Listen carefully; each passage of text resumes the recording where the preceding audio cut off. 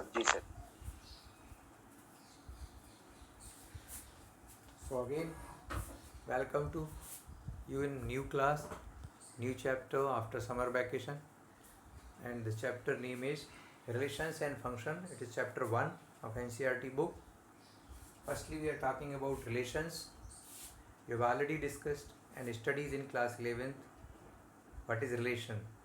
So in one line we can say relation is a correspondence between elements of two sets. If A is 1 2 and B is 2 4, then A cross B, which is called Cartesian product.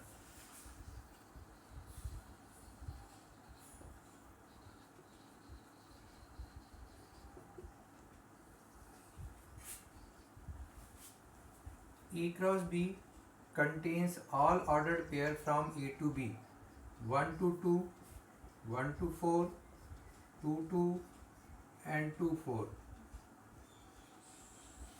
So it is a part of class 11 syllabus. What is Cartesian product? Now, since A cross B is a set and having 4 elements, therefore it will have 2 raised to the power 4 subsets. Number of subsets of A cross B will be 2 raised to the power 4, that is 16. And out of these 16 subsets, we are just writing one subset as R1, that is taking two elements 1 2 and 2 4. So there are 2 points that we have to remember regarding relations. One is it is a subset of A cross B, like this one is a subset of A cross B, so it will be a relation from A to B, because the ordered pairs which are in R1 is relating the element of A to element of B, so it will be called relation from A to B.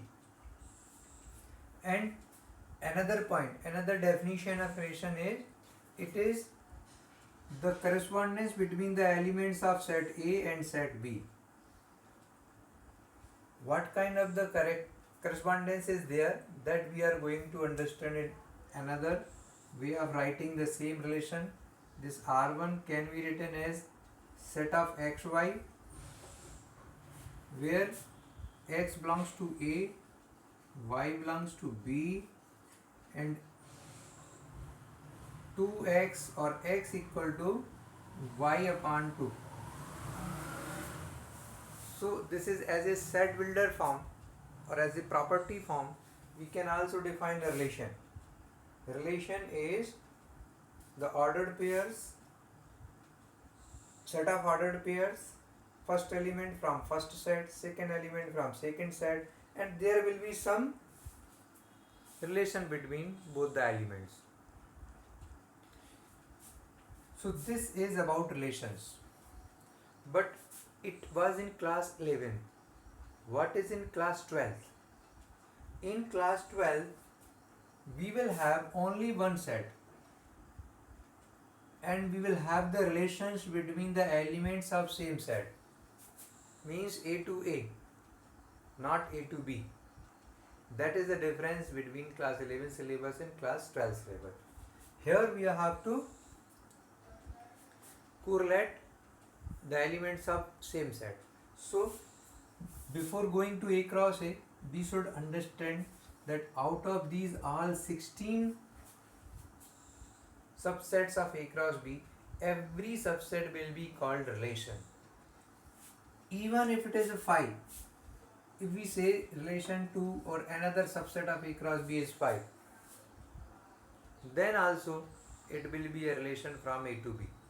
Since it is 5, no element, no ordered pair is belonging to it, then sometimes children are having doubt that what kind of the relation is between the elements of R2. Like this, can you define it? Then as we can define it, we have to create a relation which will not be satisfied by any element.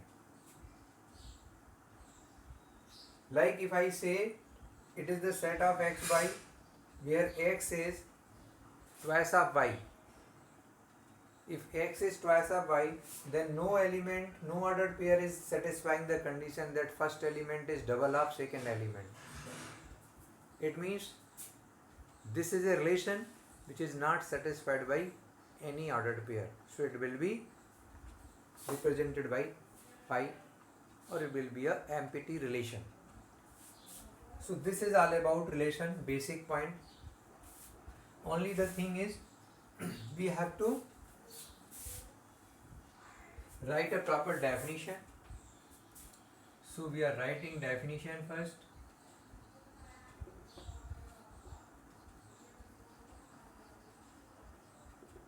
Relation is a subset of A cross B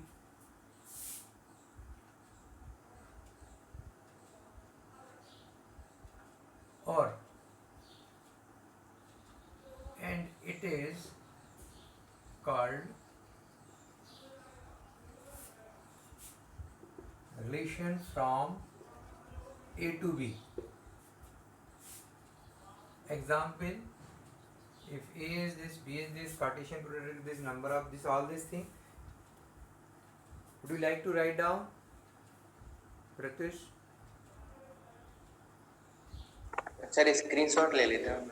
हाँ ठीक है, take it. Sir relation हमेशा वही रहेगी जो subset है A into B. इसके अलावा अगर कोई रिलेशन है, जैसे यहाँ पे नीचे R1 लिखा है, अगर उसमें A into B नहीं है, फिर सेट A की बात हो रही है. तो फिर वो कैसे होगा रिलेशन? जैसे आगे चल के वो ऐसे ही हुआ, जैसे अभी मेरे और आपके बीच में रिलेशन है, ठीक है. दो सेट हैं, दो एलिमेंट, आपकी एक फैमिली है, मेरी एक फैमिली है, आपकी फैमिली का एक मेंबर, मेरी फैमिली का एक मेंबर, हम लोगों के बीच में रिलेशन क्रिएट हो गया. नहीं सर, उसमें जो R1 है उसमें A into B की बात नहीं हो रही ना. R1 जो आपने नीचे लिखा उसमें A into B की जरूरत नहीं है, सिर्फ A और B से काम हो रहा है. A और B के एलिमेंट्स आपस में कनेक्ट होंगे ना, रिलेटेड होंगे ना. हाँ, तभी रिलेशन बनेगा. लेकिन आपने डेफिनेशन लिखी है उसमें relation is a subset of A into B. A into B नहीं है ये क्या है? ये दो सेट के पेयर का, ध्यान से सुनो, दो सेट के एलिमेंट्स के आपने पेयर बनाए और पेयर को एक सेट में रख दिया, एक नया सेट क्रिएट कर दिया. अब उस नए सेट को हमें कोई ना कोई सिंबल देना है. तो ये A into B नहीं है, पहले तो ये समझ लो, इसमें मल्टीप्लिकेशन नहीं हो रहा है. ये एक तरह का एक सिंबल है जो इस नए सेट को रिप्रेजेंट करने के लिए यूज किया गया है. A क्रॉस B हम उसको रीड करते हैं और टाइटल उसका नेम है कार्टेशियन प्रोडक्ट. तो जो नया सेट बना ऑर्डर्ड पेयर का, इस सेट के जितने भी सबसेट बनाओगे आप, जैसे एक और हम देखें, मान लीजिए हम बात करें सिर्फ 1 2 है बस, तो भी ये सबसेट है A क्रॉस B का, इसका सबसेट है. और सबसेट है इसलिए हम इसको कह सकते हैं कि ये क्या है, रिलेशन है. लेकिन सिर्फ अकेला रिलेशन नहीं कहा जाता है, साथ में ये भी बताना होता है कि ये रिलेशन किस सेट से किस सेट को कनेक्ट हो रहा है. तो इसलिए हम इसको कहेंगे relation R3 is a relation from A to B. ठीक है. Now ask.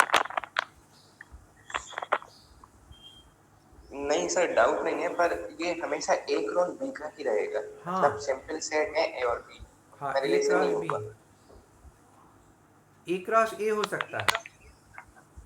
अभी हम जो आगे पढ़ने वाले टॉपिक है, आने वाला टॉपिक है, वो है A क्रॉस A के लिए. 12th में जो है वो सेम सेट से सेम सेट के एलिमेंट्स, उसी के एलिमेंट्स आपस में जो रिलेशन डेवलप करेंगे, उन रिलेशन की बात करेंगे हम. A to B नहीं होगा. अब ये तो बेसिक था, 11th क्लास का था, इसलिए मैंने रिवीजन में कराया. A क्रॉस B से स्टार्ट होता है रिलेशन. क्लियर है? Got it? Yes sir. तो अब इसी में देख सकते हो आप, कि अगर हम A क्रॉस A बनाते हैं तो 1 1 बनेगा, एक 1 2 2 1 एंड 2 2। अब इसमें B की कोई ज़रूरत नहीं है। तो इस रिलेशन को भी ये पहले तो ये A क्रॉस A है, मतलब कार्टेशियन प्रोडक्ट है। अब इसका हम सबसेट बनाएं, कोई भी एक सबसेट ले लीजिए। आपने लिया 1 1 एंड 2 2। अब इसको भी रिलेशन कहेंगे, बट ये रिलेशन क्या होगा, A to B ना होके क्या बोला जाएगा, A to A। So here this R1 is the relation from A to A.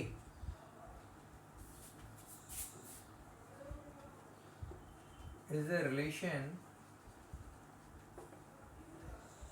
from A to A, और दूसरी तरह से भी हम इसको डिफाइन करते हैं, दिस इज रिलेशन ऑन ए। तो आपको एनसीईआरटी 12th क्लास की जितनी बुक्स होंगी रिफ्रेशर में भी हमेशा ऑन ए वर्ड मिलेगा, ए टू ए की जगह पर on A, relation on A. Clear है? तो ये डिफरेंस है दोनों में, ये बेसिक है और ये थोड़ा सा एडवांस है क्लास 12 के पॉइंट ऑफ व्यू से। अब जो भी हम बात करेंगे वो बात करेंगे एक ही सेट के सारे एलिमेंट्स के आपस में रिलेशन की। जैसे एक फैमिली में, मेरी फैमिली में 4 मेंबर्स हैं, तो उन 4 मेंबर्स का एक दूसरे के साथ जो रिलेशन है, my son and me there is a one relation, my son and my daughter there is another relation between them. Clear है? तो यहाँ पर हमें एक ही सेट पर बात करनी है। If you want to take, I think you must take the screenshot now. यहाँ हेडिंग डाल दें हम लोग, relation on A.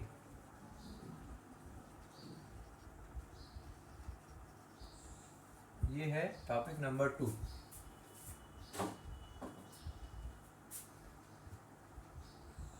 Have you taken it?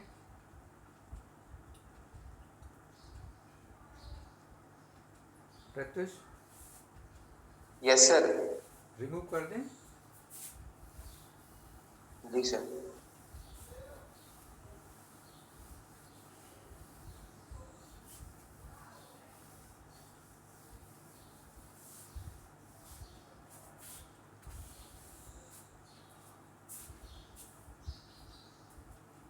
अभी हमें देखना है कि किस तरह के रिलेशन होते हैं।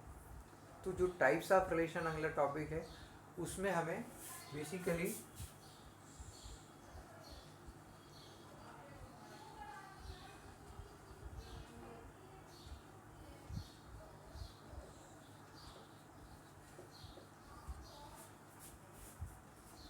first relation is identity relation. There are two relations which are very similar to each other, identity and reflexive. Identity relation में हर एक एलिमेंट अपने आप से रिलेटेड होता है, रिफ्लेक्सिव में भी वैसा ही है, लेकिन थोड़ा सा डिफरेंस है।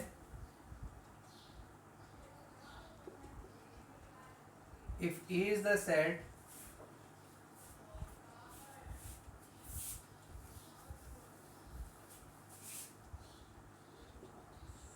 one two, and R is the relation 1 1 2 2, and एक दूसरा रिलेशन हम ले लें S 1 1 2 2 and 1 2. So now what is the difference between R and S? R is connecting each element of A to itself only, but S is connecting each element of A to itself, but only नहीं है। दोनों में difference है condition only की। इसमें हर एक element अपने आप से ही कनेक्ट होगा और कोई रिलेशन नहीं होगा, but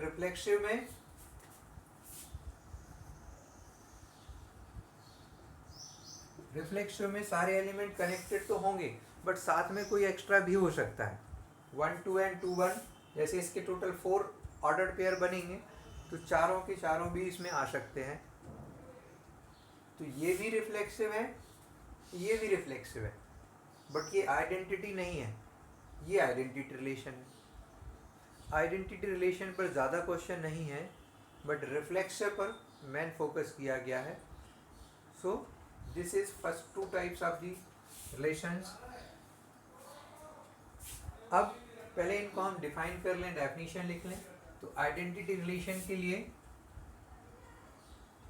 if each element of set A is related to itself only, then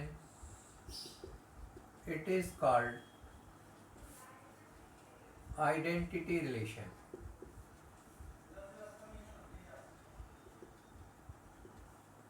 Example, if A is 1 2, then relation R, this is identity relation.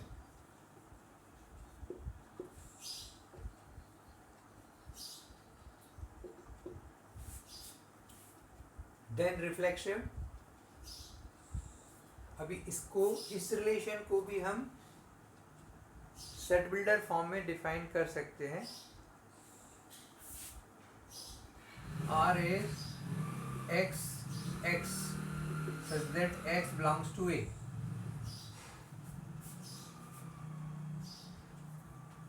इसी को एक और तरह से डिफाइन किया जाता है,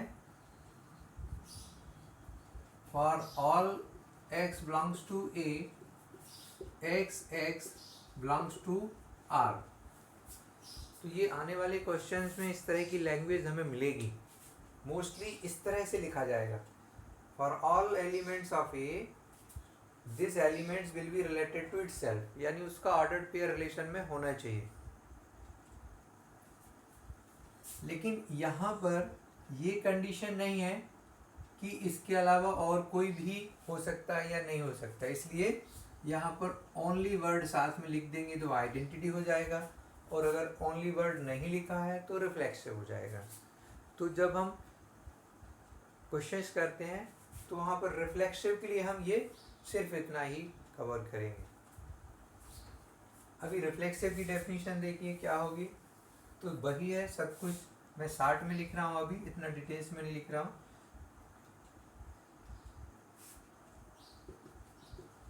if R is a relation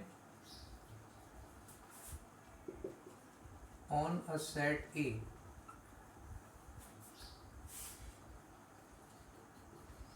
such that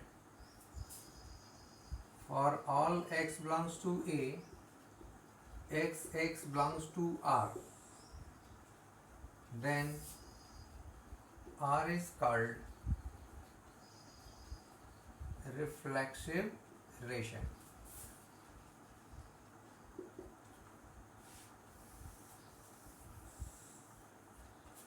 Example, if A is x y, then x x y y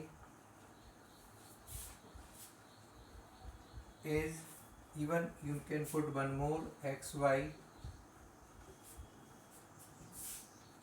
is reflexive.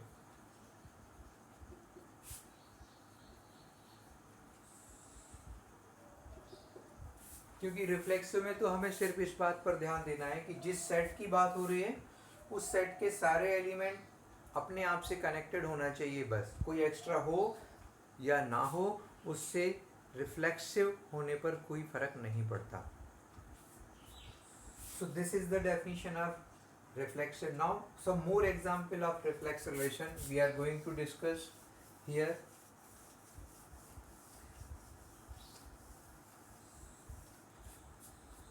दो बहुत ही सिंपल एग्जाम्पल्स हैं।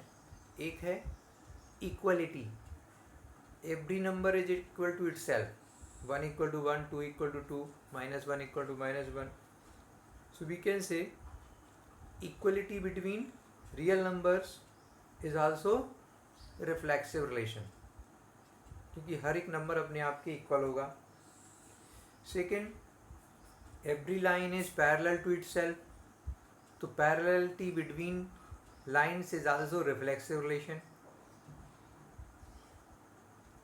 Congruency between triangles, every triangle is congruent to itself, so we can say congruency between the triangles is also reflexive relation. Similarity, every triangle is similar to itself. So these are certain examples of reflexive relation. If you see in books, you will get so many examples, so many questions where relations are reflexive. Now we are talking about when relations are not reflexive. Like A is the set of lines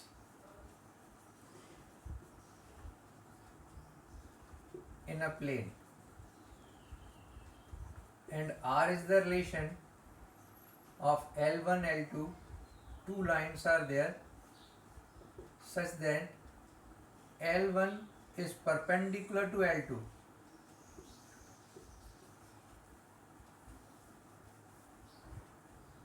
अभी ये relation देखिए आप, तो क्या हर एक line अपने आप के परपेंडिकुलर हो सकती है? Tell me, is it reflexive relation?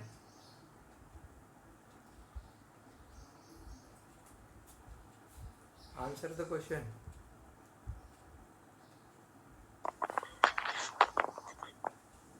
Is it reflexive relation? नहीं sir. Correct. Because every line cannot be perpendicular to itself. So whenever you are saying the particular relation is not reflexive relation, you have to give a small reason. Either we can say here in words that every line cannot be perpendicular to itself, so it is not a reflexive relation, or we can give an example that L1 cannot be perpendicular to L1. So you may say here,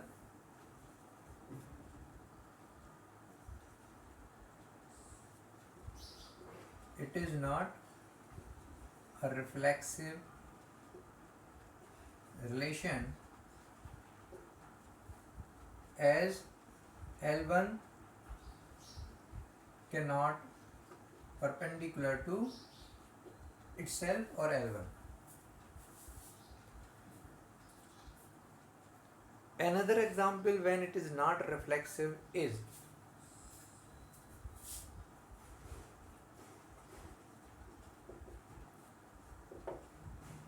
x is twice of y. Natural numbers के set से हमने एक relation create किया, X Y belongs to N, X is twice of Y, यानी पहला element दूसरे से double है. तो अगर हमें इसके ऑर्डर पेयर की ज़रूरत नहीं है, वैसे देखने से समझ में आ रहा है कि अगर हमने एक्स की जगह 2 लिया तो वाई की जगह 1 आएगा, यहाँ पर 2 लेंगे तो एक्स 4 होगा, तो 2 1 4 2 6 3 इस तरह के ऑर्डर पेयर आएंगे. लेकिन उतना सारा करने की जरूरत नहीं है, यहाँ देखने से ही समझ में आ रहा है कि जब हम x को x से कनेक्ट करेंगे, क्योंकि रिफ्लेक्सिव में हमें किसको किससे कनेक्ट करना है ये ध्यान रखना है, y का रोल नहीं है, x टू x ही बात करनी है. तो अगर कोई रिलेशन x और y की टर्म्स में दिया भी है तो y की जगह x रख दीजिए आप. इस तरह के केसेस ज़्यादा आएंगे एक्सरसाइज में.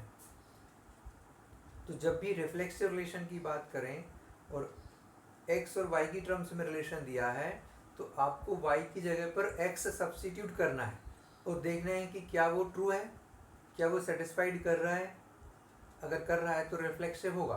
तो यहाँ जब हम x इक्वल टू 2x करेंगे तो दिस इज नॉट करेक्ट. कोई भी नंबर अपने आप के डबल के इक्वल नहीं हो सकता. no natural number can satisfy this relation, that x equal to twice of x, so it is not a reflexive relation. तो ऐसे और भी एग्जाम्पल्स हैं, हम लोग देखेंगे आगे एक्सरसाइज में, जिसमें कि रिफ्लेक्सिविटी के लिए हमें इस तरह की आंसर देने पड़ेंगे एक या दो लाइन में एग्जाम्पल में. इसका जैसे आप एग्जाम्पल देना चाहते हैं, आंसर देना चाहते हैं, तो क्या लिखेंगे? Simple, 1 is not of twice of 1, therefore 1 does not belongs to the relation. इधर हमने ए से लिखा है रिलेशन, तो ए लिखेंगे. जरूरी नहीं है कि हर बार रिलेशन आर से ही रिप्रेजेंट किया जाए, कभी आर हो सकता है, कभी एस हो सकता है. यहाँ पर हमने रिलेशन को किससे रिप्रेजेंट किया है? सेट ए से, सिंबल ए से, क्योंकि सेट क्या है? एन है. अब लास्ट में अगला रिलेशन टाइप पर जाने के पहले एक बार फिर से हम लोग समझ लें, जब भी किसी भी रिलेशन के क्वेश्चंस की हम बात करेंगे, आपको सबसे पहले देखना है कि उस रिलेशन का सेट क्या है. जैसे हमने कहा R is relation on A set A, तो पहले सेट पर फोकस करना है, क्योंकि जब आप सेट समझ पाएंगे तभी उसके अंदर के एलिमेंट्स के बारे में समझ पाएंगे. जब उसके एलिमेंट्स के बारे में आप समझेंगे तब उनके बीच में रिलेशन क्या हो सकता है, क्या नहीं हो सकता है, वो पॉसिबिलिटीज़ आपके माइंड में डेवलप होंगी. So firstly focus on set on which the relation is defined. Secondly हमें देखना है कि जो रिलेशन डिफाइन किया गया है, जैसे इस तरह से लिखा है ये x बिलोंग्स टू ए, या x इक्वल टू 2y, तो ये जो सेट बिल्डर फॉर्म दिया रहता है, इस सेट बिल्डर फॉर्म में ये जो रिलेशन है इसको समझना है. x और y के में बीच में क्या कॉम्बिनेशन है. हो सकता है x लेस देन y लिखा हो और x greater than y, x minus y, ऐसे भी बहुत सारे रिलेशन है. x minus y is integer, ये भी एक रिलेशन है. तो आपको उस रिलेशन पे फोकस करना है, पहले सेट पर, फिर उसके बाद रिलेशन पर. फिर थर्ड पॉइंट आता है कि क्या पूछा गया है. रिफ्लेक्सिव पूछा है, आइडेंटिटी के बारे में पूछा है, या आगे सिमेट्रिक है, ट्रांजिटिव है, इक्विवेलेंस रिलेशन है, ये आगे हमारे आने वाले टाइप्स ऑफ रिलेशंस हैं. तो अभी take it, if you want to get its screenshot, then remove it and go for next type, symmetric.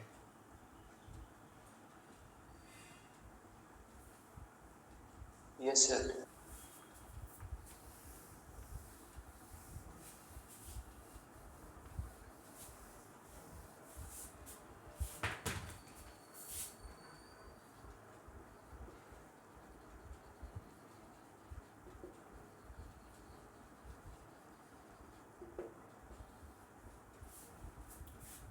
Symmetric में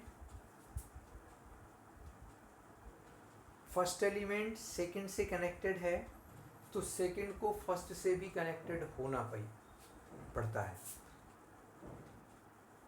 इफ वी से L1 is perpendicular to L2, then it is true that L2 is also perpendicular to L1, means opposite relation is also true. Then this type of the relation will be called as symmetric.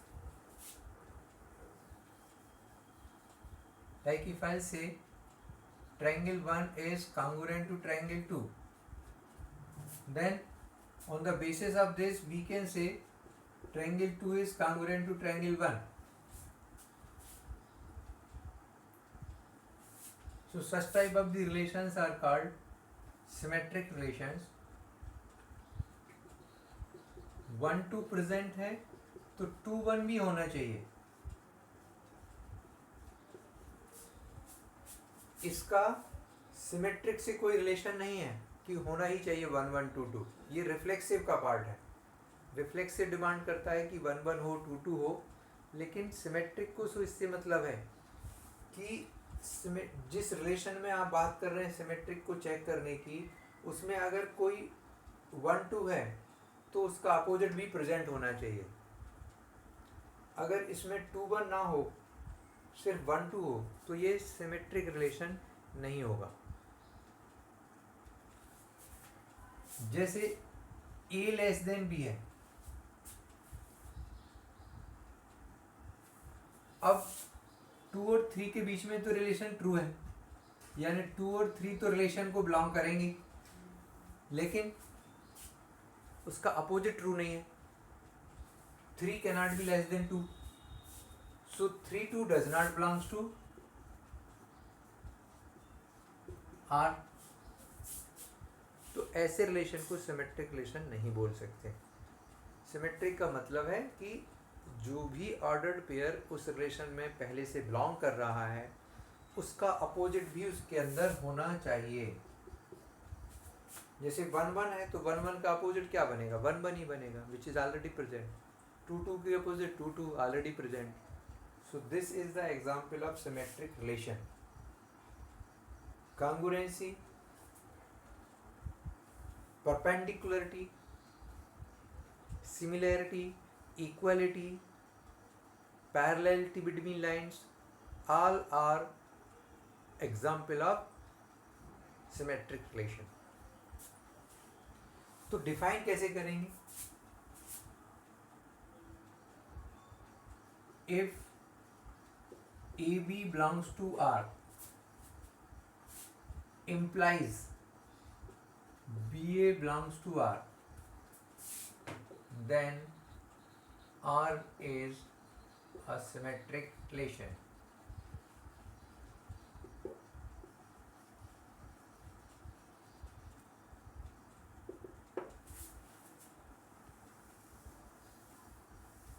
बस simple सा है, लेकिन बहुत बड़ा difference है reflexive में, symmetric में। यहाँ पर है फॉर ऑल, यहाँ पर फॉर ऑल नहीं है, यहाँ पर इफ है। यानी अगर ए बी उसके अंदर है तो बी ए को होना जरूरी है।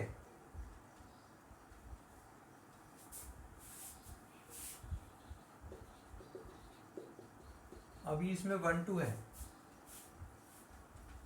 या 3 भी ले लें, तो आप देख सकते हैं कि 1 2 के लिए 2 1 चाहिए। इसमें 1 3 या 2 3 या 3 1 का कोई कंडीशन नहीं है। सारे एलिमेंट के ऑर्डर्ड पेयर के अपोजिट होना चाहिए, ऐसा कोई कंपल्सेशन यहाँ पर नहीं है। सिर्फ और सिर्फ जो इसके अंदर है उसका अपोजिट होना चाहिए। अगर हम 1 2 1 1 2 2 बोले तो ये रिफ्लेक्स सिमेट्रिक नहीं है, जबकि ये सिमेट्रिक है। तो हम यहाँ पर कह सकते हैं if A is this and R and S are two relations on A, then S is symmetric but R is not, because 1 2 belongs to R but 2 1 does not belongs to R. तो ये है symmetric relation. अभी इस class में यहीं तक करेंगे हम लोग, क्योंकि अभी जो न्यू टाइमिंग बनाई है वो इस तरह से बनाया है कि 45 मिनट्स की क्लास होगी और नेक्स्ट 15 मिनट्स में लाइव क्लास को ऑफ करके डाउट क्लियरेंस के लिए आप बात कर सकते हैं। Teachers are available for next 15 minutes, so that कि पेरेंट्स का डाटा कंजप्शन कम से कम हो। Are you getting?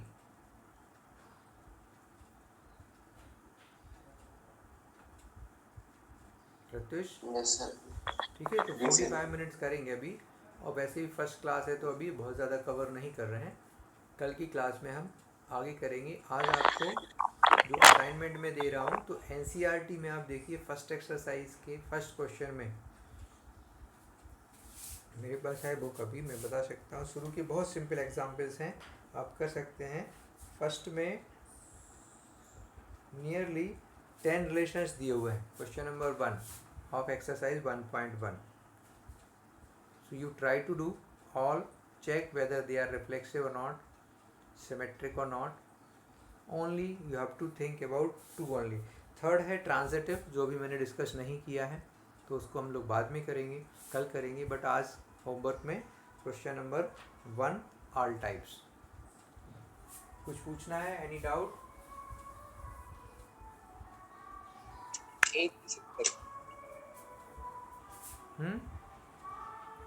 Want to ask anything? 1 minute.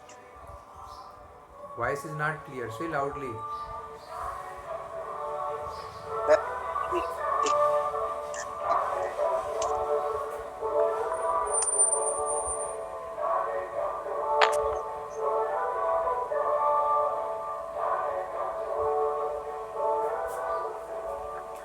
Okay, तो क्लोज करें हम. जी सर. सर एक्सरसाइज 1.1 का फर्स्ट, उसमें जितने 5 क्वेश्चन है वो सब मैं कर लूँगा अभी. हाँ, उनको कर लो. और उसमें करना क्या है ध्यान ठीक से समझ लो. जैसे आप कोई भी क्वेश्चन करते हो तो उसके 3 पार्ट होंगे, रिफ्लेक्सिव, सिमेट्रिक और ट्रांजिटिव. तो आप ट्रांजिटिव के लिए स्पेस छोड़ देना, नियरली हाफ पेज. ठीक है, हर क्वेश्चन के 3 पार्ट होंगे, तो आप थर्ड पार्ट के लिए हाफ पेज स्पेस छोड़ देना, जिसको हम लोग कल कवर करेंगे. ठीक है. जी sir. Thank you sir. Have a nice day. Thank you.